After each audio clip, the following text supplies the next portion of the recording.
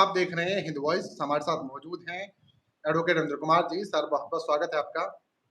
नमस्कार sir, YouTubers में और खासकर जो लोग आजाद पत्रकारिता कर रहे हैं उनके अंदर एक बेचैनी सी है, एक डर सा है कि तीसरी बार मोदी सरकार आई है तो जो सरकार की नीतियों पर बात करने वाले, उनसे सवाल पूछने वाले पत्रकार हैं, उनका क्या होगा। जो मेन स्ट्रीम मीडिया है वो तो कहीं ना कहीं सरकार के हाथ में है, कंट्रोल में है। तो बाकी मीडिया का क्या होगा, जो अल्टरनेट ऑप्शन है जनता के पास में, उनका क्या होगा। क्या कोई नया कानून ऐसा आ चुका है, किनको दिक्कतें आने वाली हैं, क्या परेशानी है, क्या गुलाम बनाया जा सकता है, क्या चीजें हैं, क्या नया अपडेट है, आज इस पर बताएं। एक पुराना शेर मुझे अक्सर याद आता है कि हो सकता है लग जाए जुबां पे बंदिशें, आंखों को गुफ्तगू का सलीका सिखाइए। और ये शेर इसलिए है क्योंकि हो सकता है सरकार आपका गला काट दे, आपकी जुबान काट ले, आपके मुंह पे मास्क लगा दे। कोरोना काल में सबको पता है कि एक मास्क का अभियान चला था और हर आदमी के लिए जरूरी था मास्क लगाए, तो 200 रुपये जुर्माना लगेगा। बहाना कोरोना का था, लेकिन असली मकसद था आपकी आवाज को, बुलंद आवाज को मिमियाती आवाज बदलना। और मोदी सरकार ने पिछले 10 सालों में यही किया है, मीडिया का गला घोटा है। और मीडिया को गला घोटने का क्या तरीका है? यानी जिन चैनलों के बारे में आपको लगता था बाग चैनल है, रवीश कुमार के बारे में था, विशाल शर्मा के बारे में था और दूसरे लोगों के बारे में था, हमने देखा कि किस तरह सरमाएदारों ने, मोदी के पालतू बहुत सारे जो पूंजीपति हैं, उन्होंने एक-एक करके मीडिया को खरीद लिया। और खरीदने की आज जो बेसिक इंतहा है, वो ये है कि आप अगर कभी बस में बैठे, की जो नई बस है, उसमें 34 लोगों के बैठने की व्यवस्था होती है। ठीक उसी आकार प्रकार का एक कमरा कांच का संसद में बनाया और उसमें पत्रकारों को कहा, इसकी हद से बाहर निकले तो तुम्हारी टांगें तोड़ दी जाएंगी। मोदी जी रामायण को बहुत पढ़ते हैं, आरएसएस को रामायण से बड़ा प्यार है और वो चाहते हैं कि हर आदमी लक्ष्मण रेखा में रहे। आपको याद होगा, राम जब स्वर्ण के, सोने के, हिरण का शिकार करने गए और तब उन्होंने आवाज लगाई कि हे भरत, हे लक्ष्मण, मुझे बचाओ। तो लक्ष्मण ने क्या किया? सीता को कहा कि मैं तुम्हारे चारों ओर लक्ष्मण रेखा खींच के जा रहा हूं, तुम इससे बाहर मत निकल। मोदी सरकार भी भगवान राम के हर आदर्श को मानती है। राम ने सीता को त्यागा, मोदी ने कहा मैं जसोदा बहन को त्याग रहा हूं। तो मोदी जो है हमेशा रामायण को पढ़ते हैं और रामायण को पढ़ के वो चाहते हैं कि हिंदुस्तान उसी तरह का बने कि राजा की प्रजा में पूरी की पूरी नियंत्रण रहे, जनता कहे जो आज्ञा सरकार। और इसीलिए आप देखिए लोकतंत्र से आरएसएस को खास नफरत है। वो मनुस्मृति की बात करती है, वो कहती है ब्राह्मणों का, क्षत्रियों का और बनियों का थोड़ा सा हिस्सा हो जो सरकार में बैठे और बाकी शूद्र, दलित, आदिवासी उनकी सेवा करें। क्योंकि वो क्या कहते हैं कि ब्रह्मा के मुख से ब्राह्मण पैदा हुआ, उसकी बाजुओं से राजपूत पैदा हुए, उसके पेट से वणिक पैदा हुए और उसके पाँव से शूद्र पैदा हुआ। तो शूद्र का दर्जा ये है कि वो ना पढ़े, ना लिखे, ना सुने, ना वेद वाक्य समझे। और इसीलिए उन्होंने हिंदुस्तान की गुलाम को आज शीशे के कटघरे में बंद कर दिया और ये आवाज किसी ने नहीं उठाई। प्रेस वाले चुपचाप गए और जैसे आपने सर्कस देखा होगा, जो रिंग मास्टर होता है वो कोड़ा हिलाता है और रिंग मास्टर के कोड़े में उसकी जो फटकार है, उसको के शेर जो है चुपचाप क्या करता है, अपने पिंजरे में, दबड़े में जाके बैठ जाता है। यही सच है। मेरा नाम जोकर में यही राज कपूर ने दिखाया था और इसीलिए उसका गाना था, ए भाई जरा देख के चलो, आगे ही नहीं पीछे भी, ऊपर ही नहीं नीचे भी, दाएं ही नहीं बाएं भी। राज कपूर उस समय आज के हिंदुस्तान के बारे में बात कर रहा था। हिंदुस्तान की जनता को कह रहा था, आंख खोल के चलो, ए भाई जरा देख के चलो, आगे भी नहीं पीछे भी, ऊपर ही नहीं नीचे भी, दाएं ही नहीं बाएं भी, क्योंकि आपको खूंखार तरीके से हर तरफ खाने के लिए तैयार बैठे। और इसीलिए आप देखिए कि आज जब मीडिया को दबड़े में बंद कर दिया तो क्या बताया गया, हमने आपके लिए देखिए कितना सुंदर पिंजरा बनाया है, सोने का पिंजरा है, इसमें आपके लिए वेंडिंग मशीन है, जब चाहो कॉफी पी लो, इसमें एक टीवी सेट भी लगा हुआ है, संसद में क्या हो रहा है वो देख लो। यानी अपनी आंखों से मत देखो, कैमरे की निगाह से देखो जो सरकार दिखाना चाहती है। यानी जब ओम बिरला कहें, इशारा करें, राहुल गांधी बोल रहे हैं, कैमरा उनसे हट जाए और ओम बिरला के चेहरे पे आ जाए। अब मोदी जी जब बोले तो मोदी जी को दिखाओ। तो यानी कि जो वहां पर संसद कवर करने वाले पत्रकार हैं, वो बेचारे पत्रकार नहीं रहे, उनकी हैसियत जो है सिर्फ उस आदमी की तरह हो गई, गुलामों की तरह, कि जो दिखाया जाएगा वो देखना पड़ेगा, नहीं देखना होगा तो मत देखो, हमारी बला से। तो ऐसी हालत में इतनी गुलाम प्रेस, मुझे 1984 की याद आती है। 1984 जो किताब है जॉर्ज ऑरवेल ने लिखी थी 1945 में, और आज हमें 2024 में। उसने लिखा था कि आपको वही देखना पड़ेगा जो दिखाया जाएगा। यानी कि देखिए कैमरे का चमत्कार, उस समय कैमरे नहीं आए थे। मोदी सरकार के बारे में जॉर्ज ऑरवेल ने जब लिख दिया था, big brother is watching you, और आपको वही दिखेगा, आपके घर में वही होगा जो कहा जाएगा, हुक्म को मानना है। मोदी जी ने कहा था कि हमारी 400 सीट आएंगी, तो 400 सीट आने के बाद 100 दिन में हमें क्या क्या करना है, यही करना था, यही करना था। सीआईएसएफ का कब्जा अब संसद पे, किसको जाना है किसको नहीं जाना। सांसदों को अभी छूट है कि वो इस कमरे में आके, दबड़े नुमा कमरे में आकर अपनी बात कह सकते हैं, लेकिन पत्रकार को छूट नहीं है कि वो अपनी कलम और अपना मोबाइल संसद में ले जा सके। उनका पेन भी छीन लिया जाएगा, ये आप समझ लीजिए। आने वाले समय में एक दिन ऐसा वक्तव्य आएगा कि जो लोग पेन रखते हैं उन पर टैक्स लगाया जाए। ये जो वकील हैं, जज हैं, पढ़े लिखे लोग हैं, उनको बड़ी गलतफहमी होती है हमारे पास कलम की ताकत है। तो अकबर इलाहाबादी ने एक बार कहा था कि न कमानों को खींचो न तलवार निकालो, जब तोप मुकाबिलो तो अखबार निकालो। ये सरकार अखबारों का गला घोट चुकी है, पेन रखने वालों को भी कहेगी कि आपको पेन रखने के लिए भी टैक्स देना पड़ेगा। निर्मला ताई कहेगी कि इसका भी एक जो है पेन गेन टैक्स लगाएंगे, कैपिटल गेन टैक्स की तरह। एक पेन है तो 1000 रुपये दो, 2 पेन रखोगे तो 2000 रुपये दो। और ये कर देंगे व्यवस्था कि जैसे इन्होंने अभी कर दिया है ना इंफॉर्मेशन टेक्नोलॉजी एक्ट में, क्या किया, 8 से ज्यादा जीवन में आप सिम नहीं ले सकते। नवा लोगे तो 50,000 रुपये जुर्माना देना पड़ेगा, और 10वां लोगे तो 2 लाख देना पड़ेगा। ये सरकार कहेगी 8 से ज्यादा पेन नहीं खरीद सकते जीवन में, नवा खरीदोगे तो 50,000 रुपये देना पड़ेगा, 10वां को 2 लाख देना पड़ेगा, और 11वां तो आपको मिलेगा ही नहीं। और थोड़े दिन बाद आईपीसी, सीआरपीसी जैसे बीएनएस और बीएनएसएस है, उसमें ये संशोधन होने वाला है, लिख लीजिए। जबान खोलने पे भी टैक्स होगा। आप बोलोगे और आपने अगर 2 मिनट से ज्यादा बोला है तो सरकार कहेगी हमने तुम्हारा कोटा खत्म कर दिया है। और यही नहीं, हगने और मूतने का भी कोटा होगा। दिन में 2 बार मूत सकते हो, उसके बाद तीसरी बार मूतने में आपको जीएसटी देना पड़ेगा, और अगर 2 बार से 3 बार हो गए तो आपको 100% जीएसटी देना पड़ेगा 28% की दर से। ये सरकार चाहती क्या है?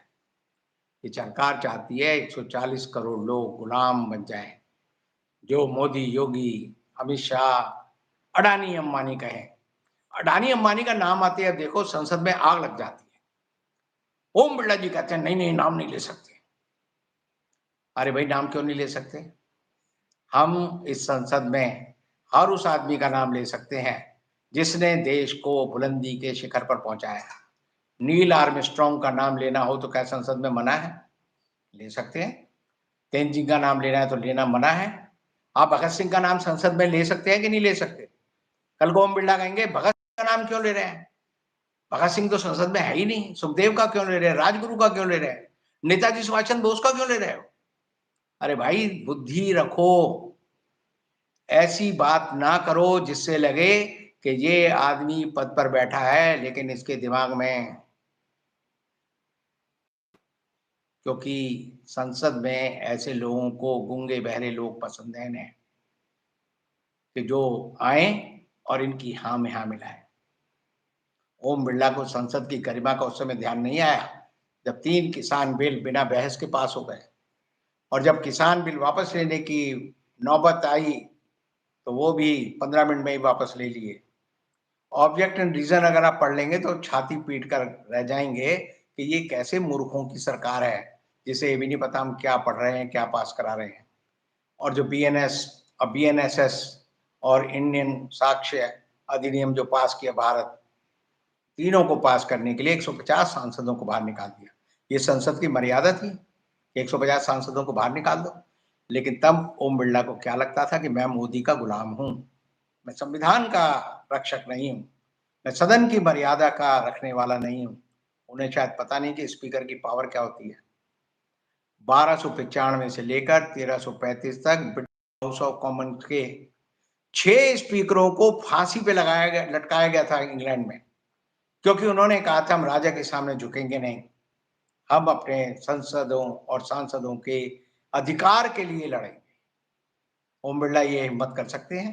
बिल्कुल नहीं करेंगे। डरपोक आदमी के हाथ में आप चाहे तलवार दे दो, चाहे कलम दे दो या माइक दे दो, उसके अंदर हिम्मत नहीं है। हौसला दिल से आता है।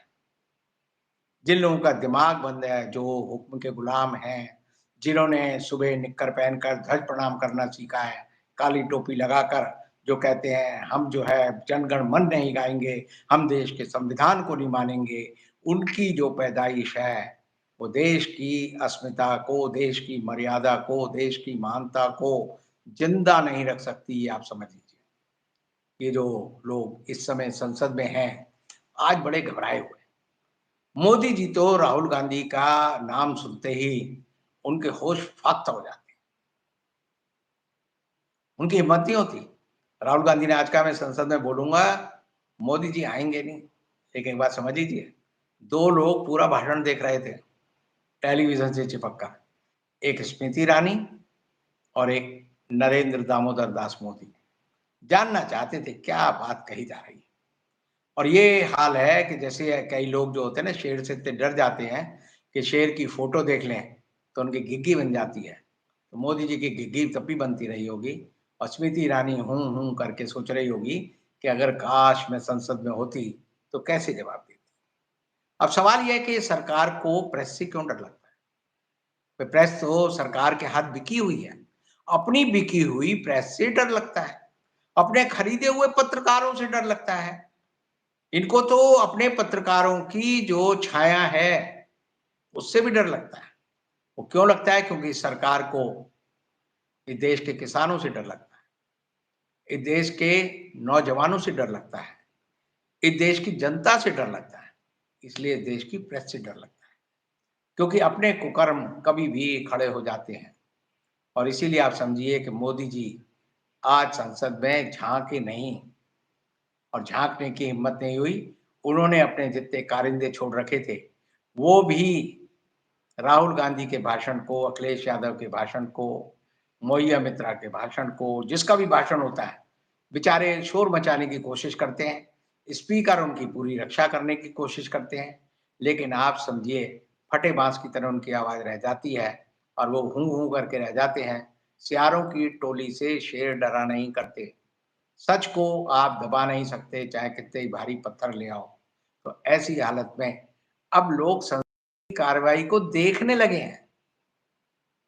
आपको याद नहीं होगा आपने कब संसद की आखिरी कार्रवाई देखी होगी। मैं दावे के साथ कहता हूं 6 करोड़ लोगों ने आज संसद की कार्रवाई को देखा। 6 करोड़ लोगों ने। अब मोदी जी बोलेंगे तो आप देखेंगे, 1 लाख लोग नहीं देखेंगे। मोदी जी तो कहेंगे कि कैमरे ही बंद कर दो। एक फोटो खूब आ रही है कि मोदी जी बीजेपी के दफ्तर जा रहे हैं और उनकी गाड़ी में जो उनको फोकस करने वाली एक लाइट लगी थी वो बंद कर दी उन्होंने, ये शक्ल ही ना दिखे। और अब लोग क्या करते हैं, उन पर जूते फेंक देते हैं, चप्पल फेंक देते हैं। जनता जो है बहुत गुस्से में है। मोदी जी की प्रतिमा जो है खंडित हो रही है। मोदी जी का जो ब्रांड है वो ब्रांड की वैल्यू जो है 0 हो गई है और वो घिसे हुए जूते की तरह हो गई है जिसको गले में नहीं लटका सकते। तो ऐसी हालत में इस देश की संसद की पूरी कार्रवाई को जब लोग देखते हैं तो उन्हें पता चलता है कि ये हो क्या रहा है। प्रेस वालों ने कहा कि हमें जो जगह दी गई है वो 15 बाई 30 फीट की है, शीशे की तरह है। वो ऐसी लगती है जैसे आप किसी सफारी में जाए ना विदेशों में, तो वहाँ एक बस में आपको बिठा दिया जाता है, चारों तरफ शीशा लगा होता है, आप शेर को देखते हैं, शेर आपको देखता है और आप बस में घूमते हैं, शेर जंगल में स्वच्छंद होकर घूमता है और आप देखते हैं, उसकी फोटो खींचते हैं और चले आते हैं। सारे के सारे मीडिया को पिंजड़े में बंद कर दिया। अभी तक आपने सोचा होगा मीडिया को पिंजरे में बंद किया जा सकता है। मोदी जी ने कर दिखाया। ये मोदी जी का 100 दिन का एजेंडा था। आप एक चीज ध्यान रखिए, अभी 50 दिन नहीं हुए शपथ लिए हुए। 50 दिन कल होंगे 30 तारीख को। 50 दिन में मोदी जी ने वो कर दिया और तब कर दिया जब उन्हें पता है कि मेरी सरकार जो है बैसाखियों पर टिकी है। 240 सीटें आई हैं, 400 सीटें आई होती तो सोचिए हमारा और आपका बोलना भी बंद हो जाता। तब मोदी जी कहते कि तुम्हें जो है 1 मिनट बोलना है और 1 मिनट में भी मोदी जी के नाम के अलावा कुछ नहीं लेना। धन्य धन्य मोदी जी, धन्य धन्य बापू जी, धन्य धन्य राजा जी, धन्य धन्य भागवत जी, बस यही बोल सकते थे आप। तो ऐसी जो मोदी जी की इच्छाएं थी उन पर इंडिया गठबंधन ने पूरी तरह से वज्रपात कर दिया है। और वज्रपात करने का मतलब क्या हो गया कि आप इन सब चीजों को जितना देखेंगे, जितना महसूस करेंगे, जितना पाएंगे, तो पता चलेगा कि मोदी जी का नाम का जो शिराज वो बिखरता जा रहा है। राहुल गांधी ने आज कहा कि एक व्यूह चक्र होता है जिसमें अभिमन्यु को 6 योद्धाओं ने मार डाला। अर्जुन का बेटा था अभिमन्यु, योद्धा बन के 16 साल की उम्र में वो गया और उन्होंने एक व्यूह रचना रची और उस व्यूह रचना में उन्होंने उसे मार दिया। और राहुल गांधी ने रूपक दिया कि वो कमल के आकार का होता है। आप एक चीज समझ लीजिए कमल के बारे में, एक गाना खूब आता है, वो आता है अडवाणी जी के संदर्भ में और वो ये आता है कि भंवरे ने खिलाया फूल, फूल को ले गया राजकुमार। कि मोदी जी से पहले जो कमल का फूल है उसे किसने खिलाया? लाल कृष्ण आडवाणी ने। बड़ी उम्मीद थी और उसको ले गए मोदी जी। तो कमल के फूल के बारे में एक सच्चाई और जान लीजिए। कमल के फूल का जब खिलना होता है सुबह तो भंवरा आता है और जैसे ही सूरज आता है उसकी पंखुड़ियां खुलती हैं, भंवरा उसका जो है मधुर रस पीता है और पीते पीते वो इतना मग्न हो जाता है कि शाम को जब सूरज ढलता है तो वो कमल का फूल बंद हो जाता है और भंवरा जो है उसमें कैद हो जाता है और मर जाता है। कमल का फूल जितना आपको आकर्षित करेगा समझ लीजिए आखिर में वो आपके प्राण ले लेगा। और मोदी जी के इस कमल के फूल ने देश की अर्थव्यवस्था की प्राण ले लिए, देश के रोजगार के प्राण ले लिए, देश की जनता के प्राण ले लिए। भुखमरी, बेकारी, नफरत, लोगों को कैसे लड़ाया जाए, वो लोगों के अधिकारों को कैसे खत्म किया जाए, लोगों के बोलने की आज़ादी को कैसे खत्म किया जाए, ये सब इस कमल के फूल ने किया है। ये कमल का फूल नहीं है, ये भंवरे की मौत का एक उपकरण है जो मोदी जी के सीने से लगा हुआ है। तो अब ऐसे में सवाल आता है कि आखिर आवाज कौन उठाएगा? जनता ने एक अच्छा काम किया। 4 जून को उन्होंने जो फैसला दिया, हालांकि वो फैसला जो है इलेक्शन कमीशन की बेईमानी की वजह से पूरी तरह से नहीं आ पाया। अब लोग बता रहे हैं कि 5 करोड़ लोग जो थे उन्होंने वोट दिए लेकिन उनके वोट बीजेपी के खाते में डाल दिए, जिसकी वजह से बीजेपी की 80 सीटें 79 सीटें ज़्यादा आई। 240 में से 79 घटा दो, पता चलेगा मोदी जी की सीटें रह गई 160-61, जो हमारा एक अनुमान था समय में। और उसमें इंडिया गठबंधन में 80 सीटें जोड़ दो तो वो हो जाएंगी 236 जमा 68, 60, 80 और वो कितनी हो जाएंगी 234 जमा 314। असली फैसला ये होना था।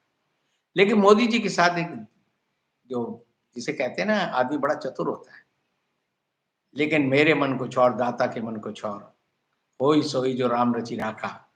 अगर मोदी जी विपक्ष में होते तो मोदी जी संसद जाते ही नहीं। और दूसरी पार्टी की सरकार होती। लेकिन मोदी जी प्रधानमंत्री हैं, लेकिन खुश विपक्ष हैं।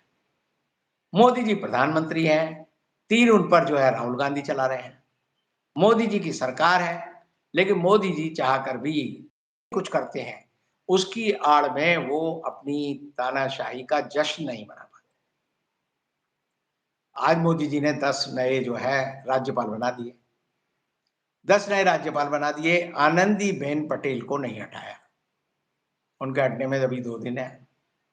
तो आपको बड़ा अजीब लगेगा, 82 साल की आनंदीबेन पटेल, यानी कि 74 साल के अडवाणी को इसलिए राजनीतिक संन्यास लेना पड़ा। मोदी जी ने कहा मार्गदर्शक मंडल में बैठो, तुम्हारी उम्र 75 साल हो गई है।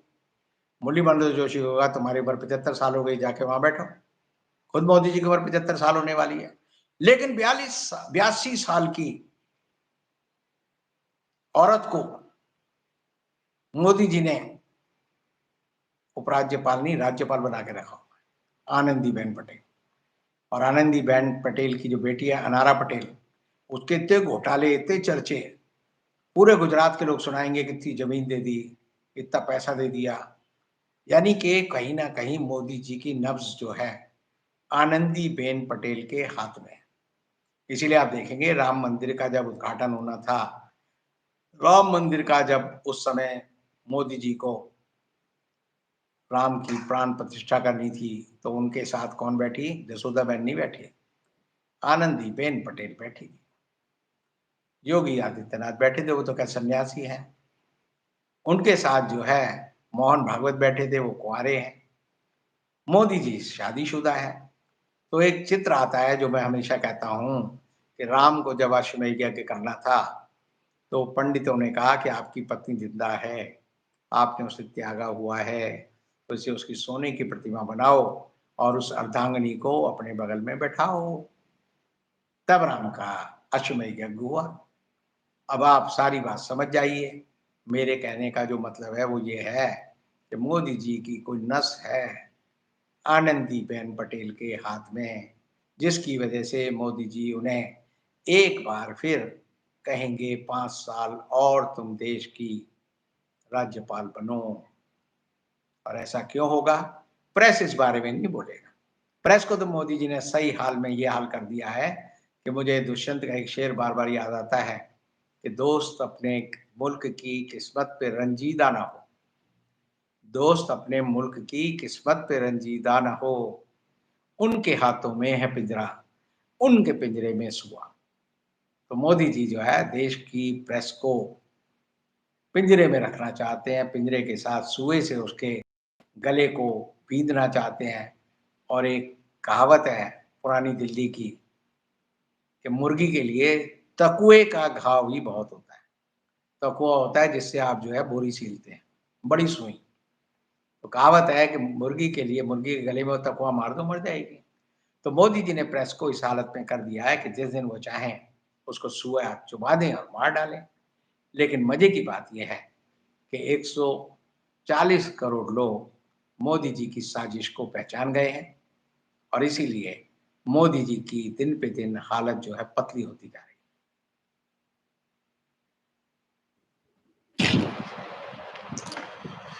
बहुत बहुत शुक्रिया सर तमाम अपडेट्स के लिए, और आप लोगों का भी शुक्रिया इस वक्त हमारे साथ बने रहते हैं, कमेंट करने हैं देश के अलग अलग कोनों से। चाहे मसूद मोहम्मद आबादी है, ये सऊदी से हमें देखते हैं, उमा शर्मा जी हैं, आजीविक लोग हैं, ये आपको सलाह देते रहते हैं काफी। हीरा सिंह और सोनिया गिल जी, सुनील लंगन जी आपका भी इंतजार करते हैं। तो बस यही कहना है कि जो लोग पहली बार देख रहे हैं सब्सक्राइब करें, इस वीडियो को शेयर करें। कल फिर मुलाकात होगी नए अपडेट के साथ, तब तक के लिए दीजिए इजाजत। शुक्रिया सर।